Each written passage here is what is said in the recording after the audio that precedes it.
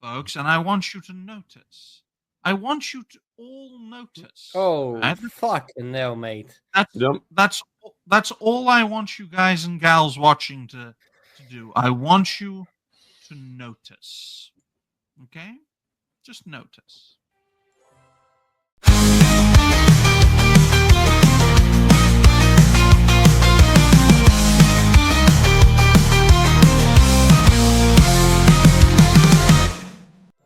Jesus Christ. Immediate. Correct response. Like cotton candy clouds floating in a blue sky. Banafi will slide. Why does he sound like Herbert from Family Guy? Yep. Banafi, tell us why you chose this delicious dress.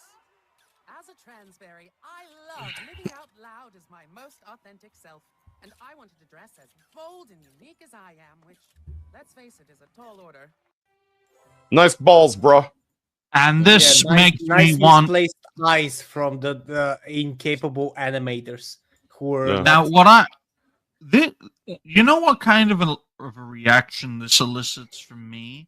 This elicits a reaction of sticking all the people who made the show onto a train, and I'm not going to elaborate any further. You know what the most egregious subversion in here actually is, Digny, and this is the worst part about it, is that's a remake of a classic cartoon known as Strawberry Shortcake, which was very popular with young girls in the 1980s when I was young. All right. So here's what they do. They take a property that someone thinks about, maybe a mom who's in their, mid 30s or whatever, and goes, oh yeah, Strawberry Shortcake. I used to watch that as a kid. That's perfectly safe. I'm going to plant my child in front of that and let them watch it, not knowing that it's not the same content that they grew up on. Oh, it's a remake, but so the name is trusted. The brand is trusted by the parent to sit their kid down, let them watch Strawberry Shortcake, thinking it's just the innocent, kids cartoon that it was when I was growing up. And then you have that. And you have that with so many other cases, obviously.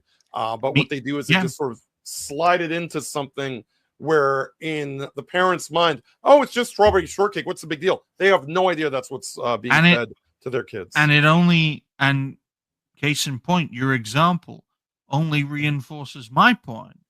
It's a means to a very bad end, folks. And that is why, for me personally, I'm not speaking for anyone else, and I'm certainly not speaking for the network we are building. I am of the view that too much freedom is dangerous, just like too much tyranny is dangerous, because if you give too many people too much freedom, this dark shit is the result of it, right? Heinous stuff, and this is another example. Oh, right? yuck. I covered this about 2 years ago when I was still trying to do daily videos. I was disgusted by this because as a Transformers fan, because it's just ridiculous. And this is sadly not the first instance of this BS in Transformers. They also, I believe, decided to make RC from Transformers the movie transgender in the comics, where no such thing existed. How do you make a transgender robot to begin with? That makes literally zero sense. You remove its bolts and watch the bottom half. So is that what we're calling transgender Autobots, automatics? Oh boy. Is that what we're gonna call them, because they had their stick shifts removed, folks. They're automatics. But I will point out right here, right now, the overarching theme of today's show is too much of one thing is too dangerous, right? Too much tyranny is too dangerous. Too much freedom is too dangerous. You have to have that is why it is very important in doing what we do to recognize what is the primary danger. The primary danger is lunatics with power. Institutional power, and that in the West is mostly left wing, right? There's a reason we don't rail against the radical right here on the network, because they don't have the institutional power to do a damn thing. And the worst thing they can do is crawl into your DMs saying, buy my book, buy my book, buy my book. Okay? That's all they can do. All right? They're not in the federal government trying to get you 5 years in prison for a sombrero meme. Okay? They just want you to buy their shitty Kindle book. All right? That's why we don't rail against the radical right, because we rail against those who are dangerous and have either the power or the influence to spread their danger to the point of it poisoning not only society, but the discourse that we inhabit in, just like our predecessor did. And I think it's very important for us all to realize in relation to this topic specifically that Netflix could well be dethroned because they've had their time to shine. Just like Blockbuster. Remember when Blockbuster had their time to shine and they laughed at Netflix and then generation they got wiped out? The same thing will happen to Netflix. Well, that was also part of the machine, to be honest. One of the things about the old days and going to Blockbuster Video is you think you had all this at your fingertips. No, you actually had to leave the house, which, by the way, is good for you. We were just talking about in the other segment about decompressing from the internet, leaving the internet behind, unplugging. Right? We used to be able to do that. We used to, go to Blockbuster Video. Okay, a bunch of movies are on there. You may not get the movie you want because it's already rented out. Talk to somebody, whether it's an employee or another customer, and be like, hey, what do you like? What do you think is good? Why do you think it's good? And you would have to have these organic conversations in public, and you sort of learned people skills, interpersonal skills. The more people skills you had, the more ability you had to sort of, interact with people, not have these problems of, these societal problems. People knew how to get along with people that were from different walks of life.